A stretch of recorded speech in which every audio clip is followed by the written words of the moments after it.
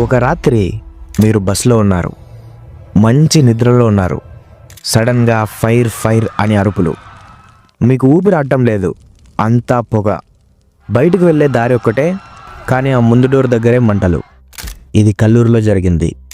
ఆ రోజు 20 మందికి పైగా వాళ్ళకు అదే ఆఖరి రాత్రి అయింది. ఇది రేపు మనకైనా జరగవచ్చు.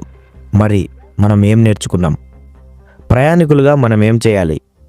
రూల్ నెంబర్ 1, మీరు బస్ ఎక్కగానే మీ సీట్లో కూర్చొని హెడ్సెట్ పెట్టుకోవద్దు. ఒక్క నిమిషం ఆ బస్ను చూడండి. ఎమర్జెన్సీ ఎగ్జిట్ ఎక్కడుంది, ఆ డోర్ ఎలా తీయాలి, ఆ గ్లాస్ పగలగొట్టే సుత్తి ఎక్కడ పెట్టారో చూసుకోండి. చాలా బస్సుల్లో అవి ఉండవు, లేదా దొంగలిస్తారు. లేకపోతే వెంటనే డ్రైవర్ని అడగండి, ఇది మీ హక్కు. రూల్ నెంబర్ 2, ఒకవేళ ప్రమాదం జరిగితే దయచేసి మీ లగేజ్ కోసం చూడకండి. మీ బ్యాగ్ కాదు, మీ ప్రాణం ముఖ్యం. సెకండ్లలో మంటలు వ్యాపించే అవకాశాలుంటాయి. రూల్ నెంబర్ 3, పొగ వస్తే గుర్తుపెట్టుకోండి, పొగ ఎప్పుడూ పైకి వెళ్తుంది.